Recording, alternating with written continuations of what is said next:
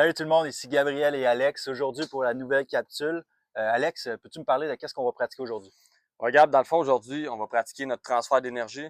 Donc, on va montrer premièrement c'est quoi le transfert d'énergie, comment vraiment bien le faire, comment l'effectuer, c'est quoi les bénéfices de ça, puis pour vraiment bien compresser la balle, à frapper une balle qui va être plus loin sans nécessairement forcer plus, mais utiliser notre swing plus efficacement.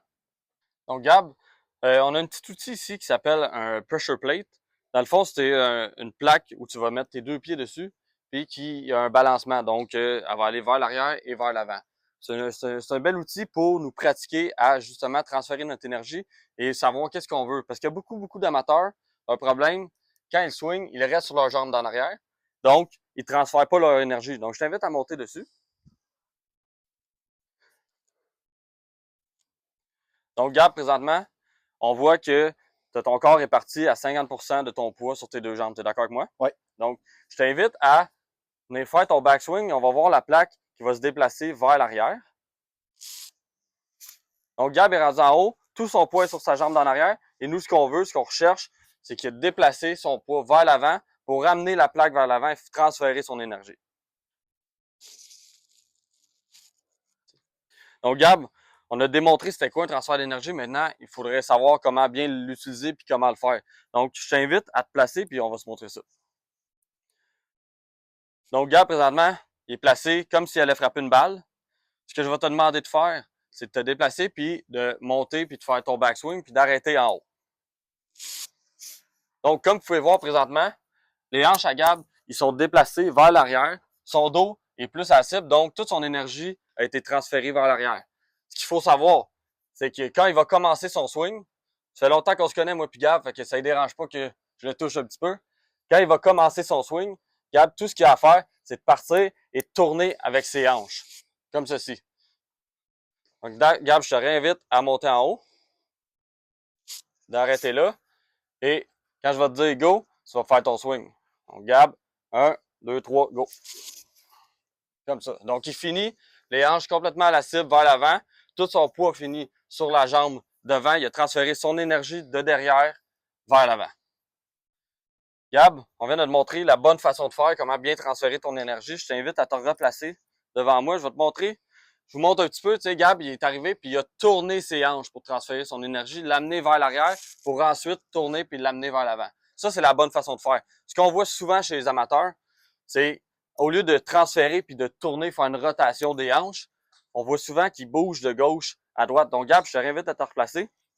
Nous, ce qu'on ne veut pas faire, là, c'est de voir quelqu'un bouger ses hanches vers la gauche et ensuite de les ramener seulement vers la droite. Présentement, ce qu'on a fait, c'est qu'on s'est seulement déplacé de gauche à droite au lieu de faire une rotation. Donc, on n'a pas transféré notre énergie, on s'est juste déplacé et on a gardé notre poids sur notre jambe arrière. Donc, ça nous empêche de bien compresser la balle puis d'avoir un résultat qui est optimal dans notre swing. Donc, Gab, je t'explique un petit peu les bénéfices aussi de bien faire une rotation des hanches puis de transférer son poids. Je t'invite à te placer. Donc, tu vas faire ton backswing, tu vas monter en haut. Tu vas commencer ta descente en faisant une rotation puis un transfert de poids de l'autre côté. Donc, si vous pouvez voir là, présentement, là, les hanches à Gab sont presque à la cible. Il va continuer à faire un petit peu son swing. Ils sont rendus devant la cible. Regardez tout l'espace qu'il y a ici avec ses mains de son corps pour vraiment bien venir frapper la balle puis la compresser. Il n'est pas restreint par lui-même, par son corps. Gab, je te réinvite à te replacer. On va faire le même swing, mais où il n'y a pas beaucoup de rotation ou presque pas. Donc, tu montes en haut. Tu vas continuer.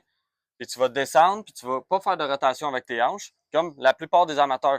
Donc, comme on voit présentement, les mains à Gab sont vraiment plus proches de son corps, ils sont coincés, et le bâton, automatiquement, devient beaucoup plus ouvert. Donc, présentement, Gab, s'il frapperait, il enverrait sa balle beaucoup plus à gauche, souvent, probablement une slice, parce que ses hanches pointent encore la balle au lieu de pointer à la cible comme ça, puis d'amener ses mains en avant. Donc, Gab, il nous reste une dernière étape à notre swing. C'est comment bien compresser la balle. On a appris comment vraiment bien transférer notre énergie, transférer son poids vers l'avant.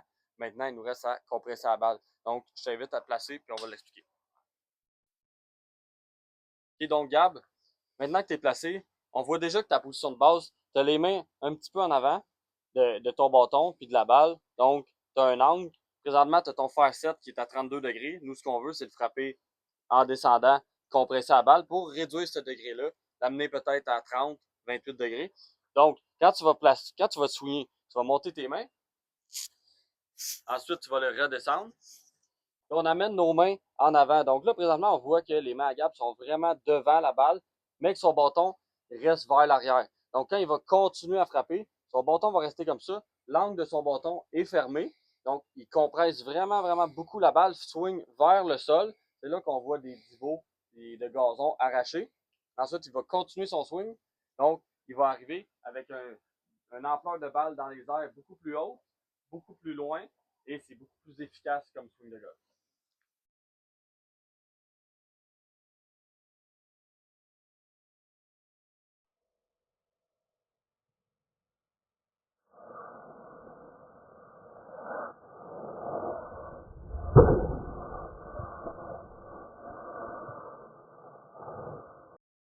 Donc, Gab, une fois qu'on a tout appris comment faire, il reste juste à l'exécuter. Donc, je t'invite à frapper une balle en suivant toutes ces belles étapes-là.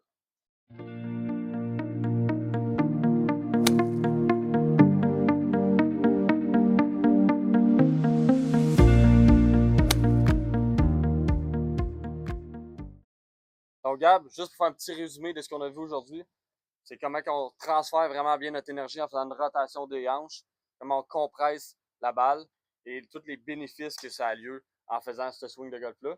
Puis on vous attend pour notre prochaine vidéo, la semaine prochaine, qu'on va parler de la grosseur des grips et du swing weight. Donc, comment changer une grip sur votre bâton peut affecter votre swing au complet sans que vous le sachiez.